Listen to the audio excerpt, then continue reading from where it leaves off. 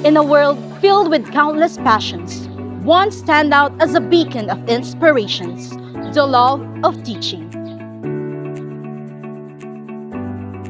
It's a profound journey of shaping young minds, igniting the flames of curiosity, and nurturing the leaders of tomorrow. Join us as we delve into the world of educators who pour their hearts in everything they do, because the love of teaching transcends the classroom. Get ready to be inspired as we celebrate the unsung heroes who makes a difference, one student at a time.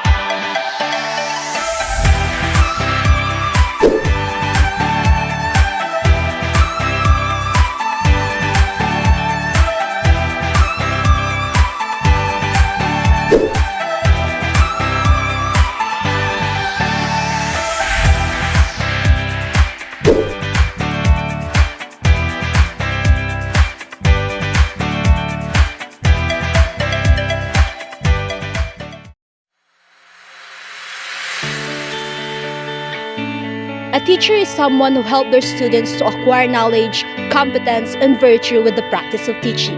They possess skills and talents for them to perform their roles and responsibilities as an effective teacher. Teachers teach because they want to support their student. And to enable this vision, one of the key weapons of a teacher is a well-designed lesson plan. It is a teacher's map that will give them a clear sense of purpose and direction for each lesson.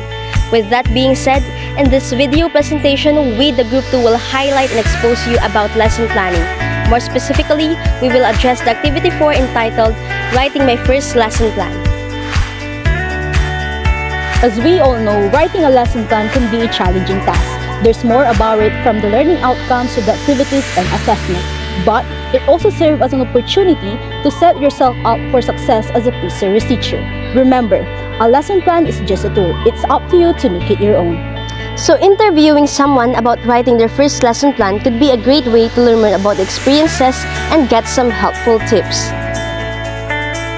We all know that PSU Bayambang Campus is the center for College of Teacher Education. So join us as we interview the CTE student of PSU Bayambang about their knowledge, experiences in writing a lesson plan.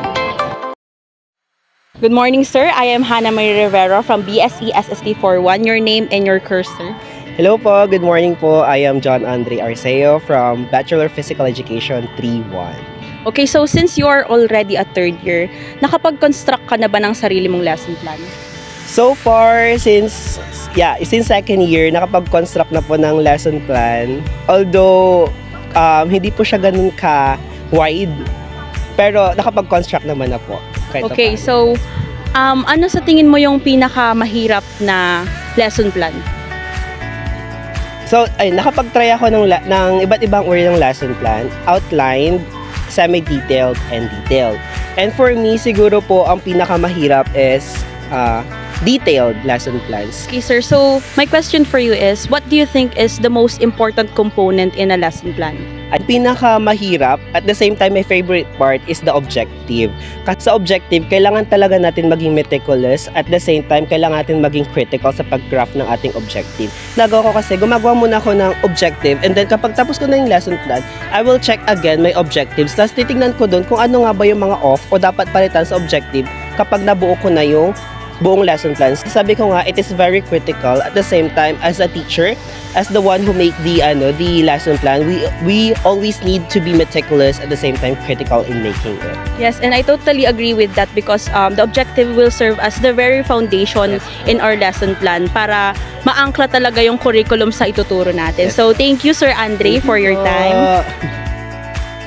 Good morning, ma'am. I am Stephanie Bongolan from BST SST 41. Name and course po. I am Rizal A. Macarag from BEE 41. Do you know the different type of a lesson plan? The different types of lesson plan are 7E lesson plan, 5E lesson plan, semi-detailed lesson plan, and detailed lesson plan. Next question po. What type of lesson plan do you usually write? The type of lesson plan that I usually write is the semi-detailed lesson plan and detailed lesson plan. Last question po. What type of lesson plan or what part of lesson plan is easiest to difficult to construct? The part of lesson plan that is easiest to construct is the assignment part, and the difficult to construct is the objective parts. Thank you so much, ma'am. You're welcome. Good morning, sir. Your name and your course?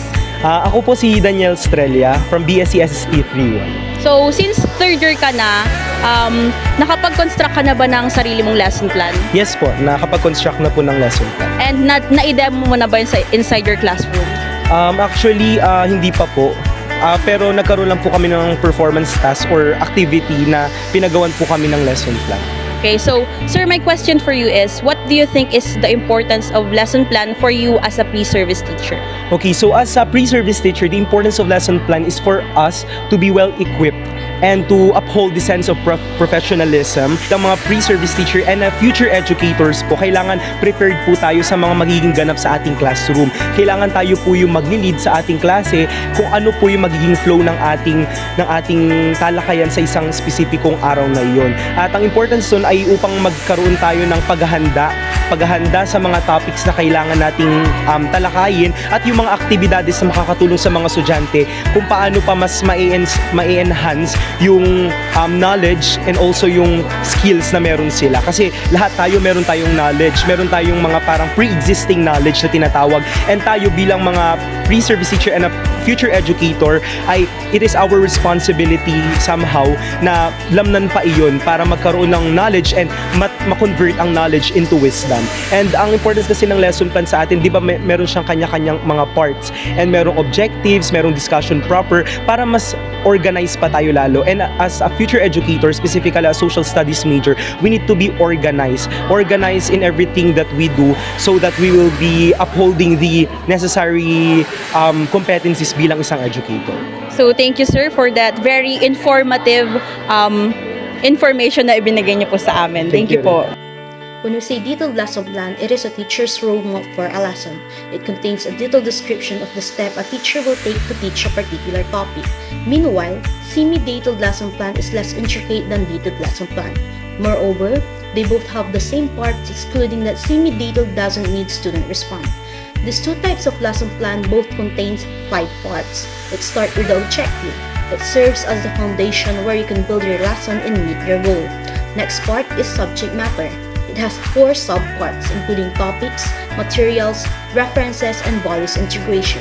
Moving on, the next important part of a lesson plan is the procedure. It includes the prayer, motivation, lesson proper, generalization, and application. In other words, it is in-depth discussion on how the lesson will progress in the classroom. Meanwhile, evaluation is the 4th part of lesson plan. It is the process of assessing and measuring student progress, learning outcomes, and the effectiveness of teaching methods and materials used during lesson. Lastly, the assignment part. It serves as homework for learners that provides opportunity for students to learn, practice, and demonstrate that they have achieved the learning goals. As you begin your path of lesson planning, recall Benjamin Franklin's words, "Tell me and I forget. Teach me and I remember, involve me and I learn." So include your student, ignite their curiosity, and watch them flourish. Embrace the art of lesson planning. And with each plan, you are not just teaching a lesson, but shaping a future. Keep planning, keep innovating, and keep making a difference in the lives of those you teach. Your dedication is driving force behind the brighter. Keep planning, keep innovating, and keep making a difference in the lives of those you teach. Your dedication is driving force behind the brighter.